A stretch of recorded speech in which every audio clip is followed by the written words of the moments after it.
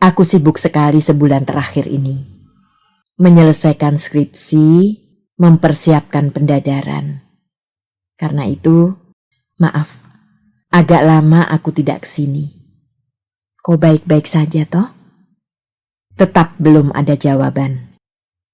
Syukur sudah lulus pendadaran kemarin.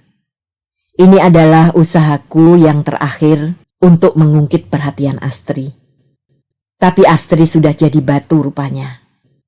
Tak sepatah kata pun menyahuti kata-kataku.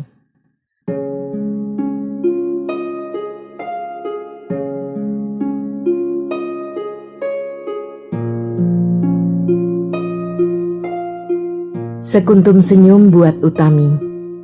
Karya Tuti Nonka. Narator Hanifah Abu Marzuki.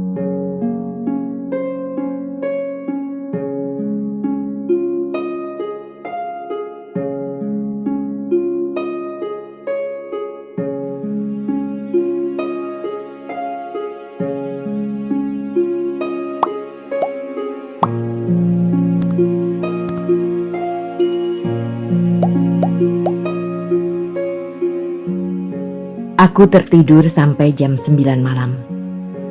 Gila benar. Habis maghrib tadi, aku merasa pusing-pusing dan lelah sekali. Karena itu aku bermaksud tiduran sebentar.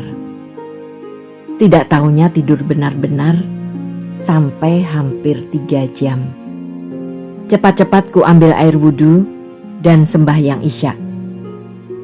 Selesai sembahyang, aku berniat menghidupkan TV, ingin menonton dunia dalam berita.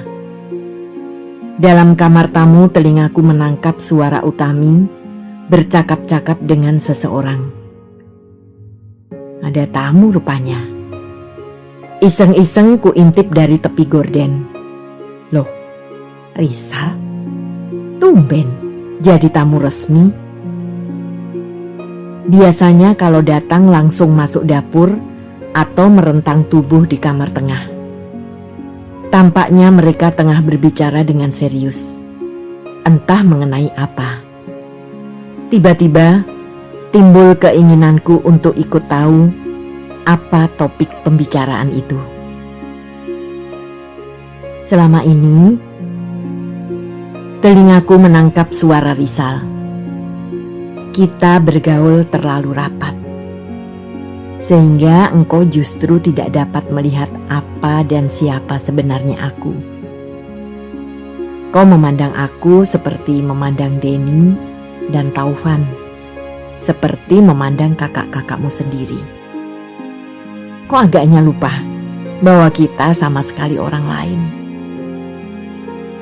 Ambillah jarak terhadapku, Utami. Tataplah aku sebagai orang lain, sebagai Rizal. Kemudian tanyailah hatimu, betulkah perasaanmu terhadapku hanya sebatas pada perasaan seorang adik terhadap kakak? Oh, apa pula ini? Kukira aku sudah lama mengambil jarak terhadapmu, Mas Rizal, sahut Utami pelan. Oh, Rizal tersedak. Tetapi keadaan kita lain. Aku boleh mencintaimu, tetapi kau tidak. Aku tak mengerti. Suara Rizal melesat ke oktav tinggi. Kau memang tidak usah mengerti. Tapi aku ingin mengerti. Aku harus mengerti. Kenapa, Utami? Kenapa aku tidak boleh mencintaimu, sementara kau boleh? Apa yang menyebabkan hak kita berbeda? Tidak terdengar jawab Utami. Di balik gorden, aku berdiri dengan tegang. Butir-butir darahku mendadak seperti tumbuh duri, membuat pembuluh darah yang dilewatinya terasa nyeri dan ngilu. Katakan, Utami, aku tak apa-apa seandainya engkau tidak mencintai aku. Tetapi aku harus tahu dari engkau sendiri. Tidak. Desis Utami seperti orang kesakitan. Isaknya menusuk telingaku dengan tajam. Mau rasanya aku melompat keluar, menyuruh Rizal menghentikan ocehan gilanya. Untung aku masih dapat menyabarkan hatiku. Tetap tinggal di balik gorden. Mereka duduk membelakangi aku, sehingga aku tidak perlu khawatir akan terlihat. Beberapa lama suasana hening. Aku tak dapat menahan tanganku untuk sekali lagi menguakkan gorden selebar mata.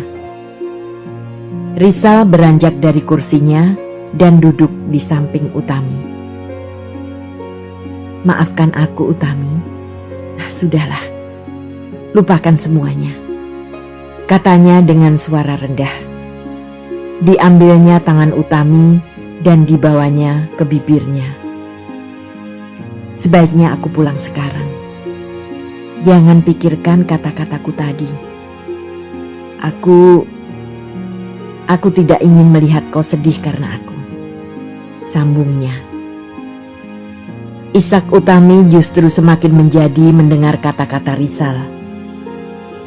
Rizal yang sudah siap berdiri tampak kebingungan. Disandarkannya punggungnya ke kursi kembali, duduk menunggu. "Aku bukan gadis yang baik, Mas Rizal," kata Utami setelah isaknya agak reda. Rizal menatapnya. "Masa laluku penuh dengan lembaran-lembaran hitam. Aku pernah hamil, pernah keguguran.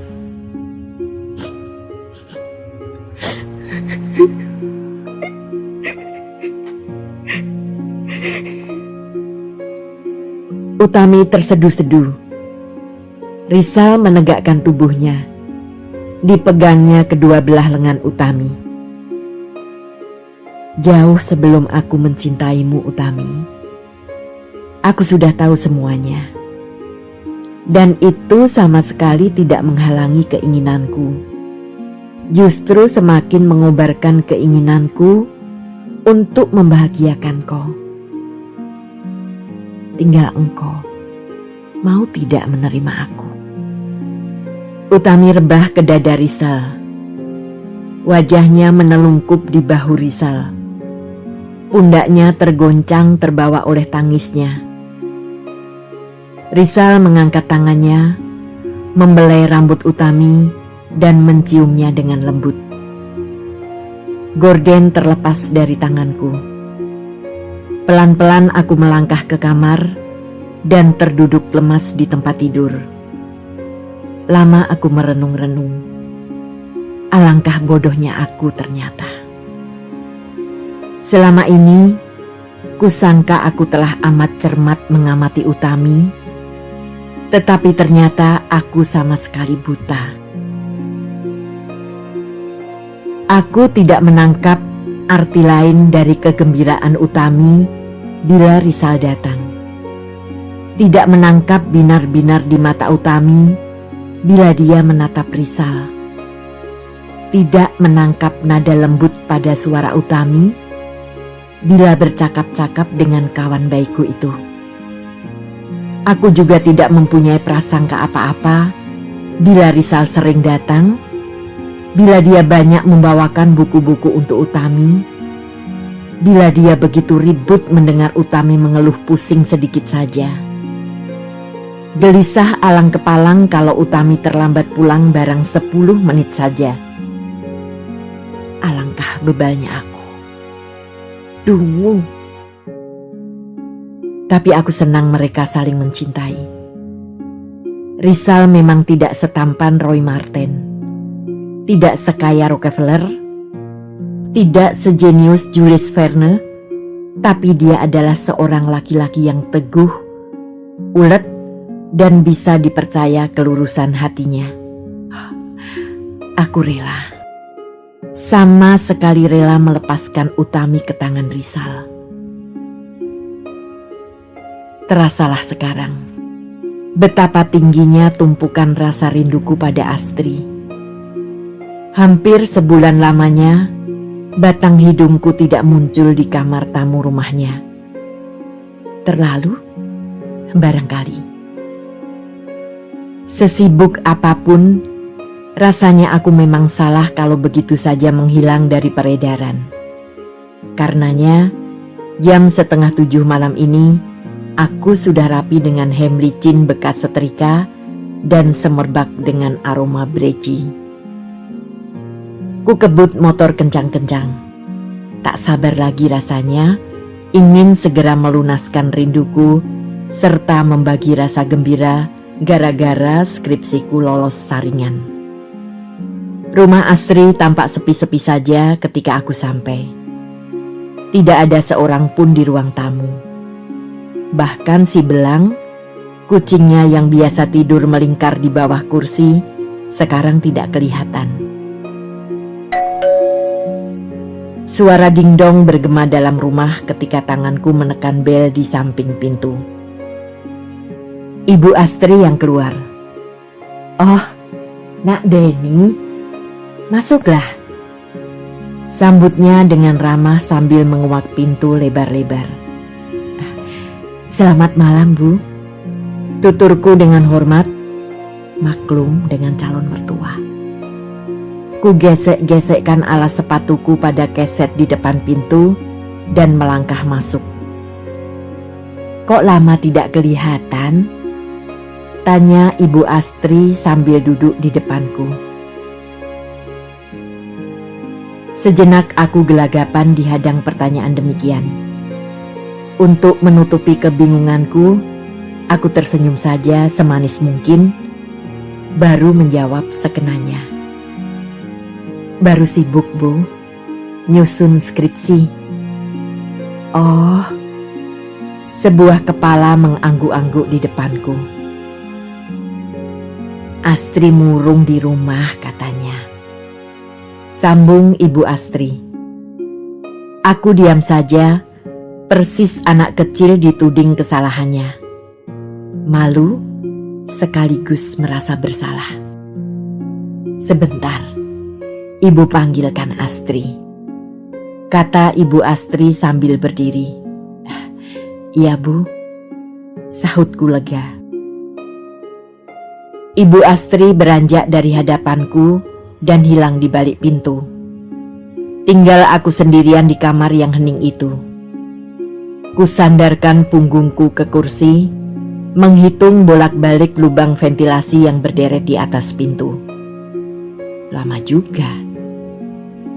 Suara langkah berkeresek dari arah dalam membuat hitunganku pada lubang ventilasi terhenti. Ketika ku toleh, Astri telah berdiri di ambang pintu antara kamar tamu dan ruang tengah. Sehelai daster merah membungkus tubuhnya, sementara rambutnya digulung dengan roll-roll. Benar-benar pemandangan asli dari seorang gadis. Aku tersenyum sehangat mungkin. "Lagi ngapain?" Sapaku mendahului, sebab Astri diam saja. Mata Astri berkedip-kedip. Senyum hangatku tak dibalasnya. Okelah, barangkali aku memang benar-benar harus mengaku salah. "Mau tinggal sebentar atau lama?" tanya Astri lambat-lambat. Keningku pastilah berkerut. "Kok begitu?" tanyanya. "Soalnya," sambung Astri melihat aku heran, "aku ada pekerjaan sedikit. Kalau mau tinggal lama, biar ku selesaikan dulu kerjaku. Tapi kalau cuma sebentar..." Astri tidak menyelesaikan kalimatnya, seakan-akan segan betul dia membuka mulut. Sementara senyum yang kutunggu-tunggu belum juga muncul dari bibirnya. "Kerja apa sih? Ayolah, aku bantu menyelesaikannya." Terus saja aku menunjukkan sikap ramah. Tak usah. Astri berbalik dan menghilang. Kuhembuskan napasku kuat-kuat. Nah lo, rasakan sekarang. Makiku pada diri sendiri. Jelas Astri marah. Ya, siapa sih yang tidak marah kalau pacarnya menghilang sebulan tanpa kabar berita? Kamar tamu yang biasanya hening damai itu mendadak terasa seperti ketel uap. Tidak tahan didera rasa gelisah, aku bangkit dan berjalan keluar. Kudekati penjual rokok yang mangkal di seberang rumah Astri. "Jarum pak, 2 saja," kataku sambil memberikan sekeping ratusan. Kupasang sebatang di bibir dan sebatang lagi kumasukkan kantong hem. Nyaris aku tersedak ketika asap rokok yang pekat itu menyerbu hidungku. Hanya pada kesempatan-kesempatan tertentu saja, biasanya kalau hati sedang resah, aku menyentuh rokok. Astri sudah menunggu ketika aku masuk kamar tamu kembali. Dandanannya sudah rapi sekarang. Blus abu-abu lengan panjang dengan rok berlipit-lipit, ditambah cepit rambut perak di sisi kepalanya. Cantik. Astri memang cantik. Dan lembut, seperti anak kelinci. "Cari rokok di depan," kataku tanpa ditanya. Astri menoleh. "Sekarang merokok?" tanyanya dengan kening berkerut. Nah lo, sekali lagi kutuding hidung si Denny ini.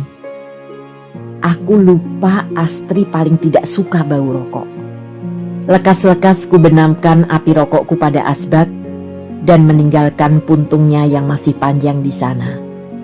"Enggak, iseng saja." "Habis, kok lama sih nggak keluar-keluar?" Tidak ada reaksi dari gadis di depanku. Aku sibuk sekali sebulan terakhir ini.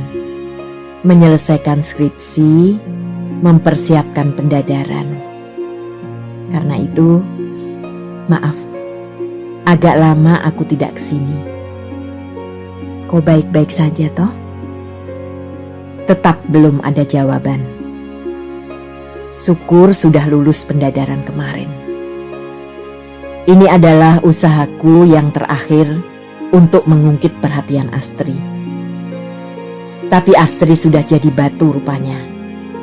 Tak sepatah kata pun menyahuti kata-kataku. Bahkan mencoba memandangku pun tidak. Dengan jengkel, campur gemas, aku berdiri dan pindah duduk di sampingnya. Juga tidak menoleh. Terlalu.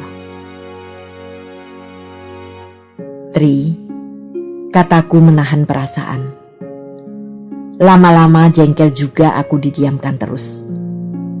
"Ngomonglah. Kalau kau marah, marahlah sepuas-puasmu. Ngomong apa saja. Jangan diam melulu. Cobalah menghargai aku sedikit. Aku toh bukan kucing yang boleh tak kau pedulikan suaranya." Pelan-pelan kepala Astri berputar ke arahku, dipicingkan matanya, menatapku dengan, ya ampun, dinginnya. "Menghargai kok? Apakah engkau sendiri menghargai aku? Hah?" Suaranya datar, ketus sekali. Aku kaget. Hampir-hampir tak percaya Astri si lembut bisa mengeluarkan kalimat yang begitu tajam. Sejenak aku tidak tahu harus berkata apa. Harus memperlihatkan muka bagaimana. Kau tidak konsekuen ternyata. Kau selalu menuntut untuk dihargai. Tapi kau sendiri tidak bisa menghargai orang lain. Tidak bisa menghargai aku. "Tri," ku pegang kedua belah tangannya erat-erat. Kok bisa bilang begitu sih? Aku selalu menghargai engkau. Aku bahkan, buktinya, potong Astri cepat-cepat. Engkau tidak datang berminggu-minggu tanpa memberitahu. Surat kek? Atau menyuruh Utami kalau kau benar-benar tidak ada waktu untuk datang? Jangan potong dulu bicaraku. Lalu aku ini kau anggap apa? Objek cinta yang bisa kau datangi dan kau tinggalkan kapan saja kau mau. Engkau toh bukan orang terasing yang hidup di hutan, yang tidak tahu cara bergaul dan etika. Astri menarik tangannya dari genggamanku.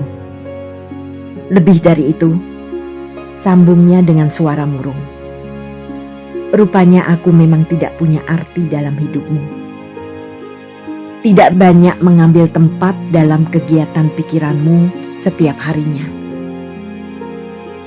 Aku menginginkan seseorang yang benar-benar mencintai aku, yang benar-benar membutuhkan aku dalam hidupnya, yang menghargai aku secara manusiawi sebagai satu pribadi, bukan sekedar objek.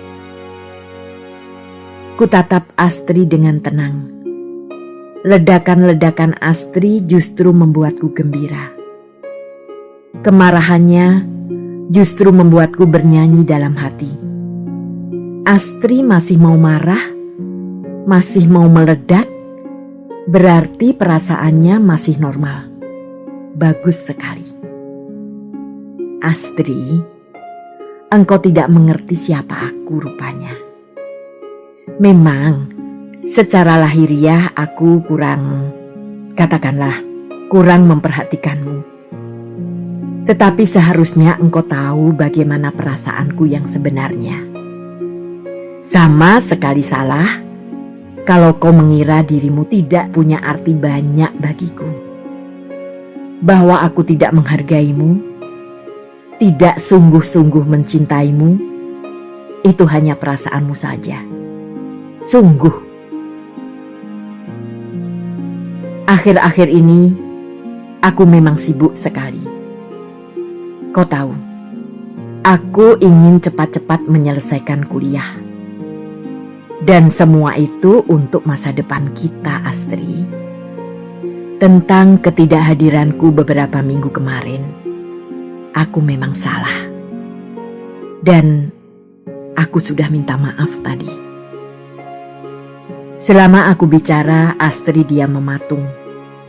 Bahkan beberapa saat aku selesai, belum ada sebagian pun dari anggota badannya yang bergerak. Entah apa pula yang menarik perhatiannya pada tepi meja, sehingga pandangannya tak mau lepas-lepas dari sana.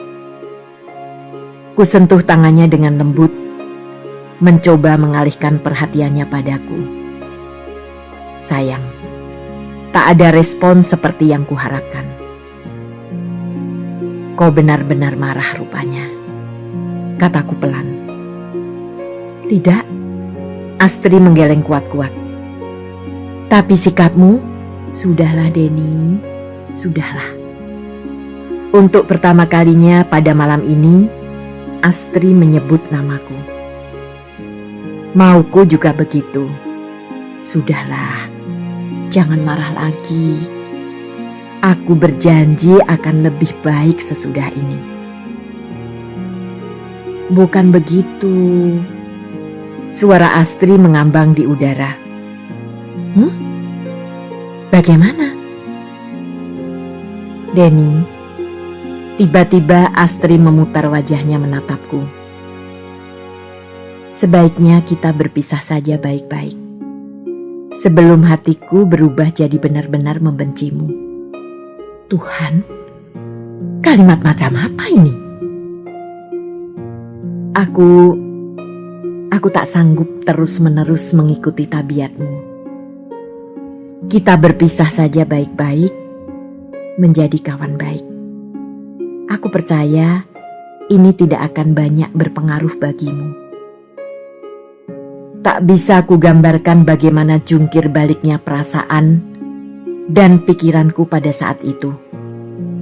Barangkali persis seperti lemari obat apotek yang dibuka pintunya dan dijungkirkan ke lantai. Anehnya, barangkali saking bingung dan kagetnya, aku malah menunjukkan sikap tenang setenang-tenangnya. tenangnya orang linglung. Aku tak percaya. Desisku pelan, heran sendiri mendengar aku mampu berbicara. Hanya karena sebulan tidak datang, engkau memutuskan hubungan yang telah sekian lama kita pelihara ini. Masalahnya tidak hanya sekedar sebulan tidak datang, Den, tetapi penghargaan. Engkau tidak menghargai aku, wadak maupun perasaanku. Walau engkau berkata selalu menghargai aku, tetapi aku tetap merasa tidak kau hargai. Dan itu bukan hanya selama sebulan kemarin saja, Denny, tetapi sudah sejak dulu. Selama ini kutahan saja, tetapi sekarang tidak dapat lagi. Entah apa yang mendorongku untuk menarik lengan Astri dan memeluk tubuhnya dengan seerat-eratnya. Kata-kata saja rupanya sudah tidak dapat meyakinkan Astri. Dan aku sendiri memang sudah kehabisan kata-kata. Kusisir rambut Astri dengan jari jemariku dan ku kecupi berulang-ulang. Semua itu kulakukan bukan sekadar untuk melunakkan hati Astri, tetapi benar-benar keluar dari hati nuraniku yang paling dalam. Ku dekapkan tubuh Astri erat-erat ke dadaku, supaya dia merasakan hangatnya hatiku, merasakan detak jantungku, merasakan tiupan lembut lewat setiap hela napasku. Astri tampak terlena, bahkan kurasakan tubuhnya yang merebah kepadaku. Tetapi ketika aku bermaksud menciumnya, tiba-tiba Astri merenggangkan tubuhnya, tegak melepaskan diri dari pelukanku. Ditepisnya lenganku dari bahunya, dan tanpa berucap sepatah pun, dia berdiri dan melangkah ke sudut ruangan, memasang kaset ribut Saturday Night Fever.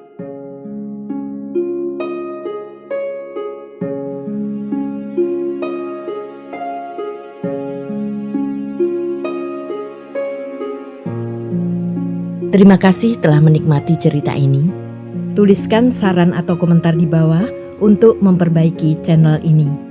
Jangan lupa tekan tombol subscribe, like, and share.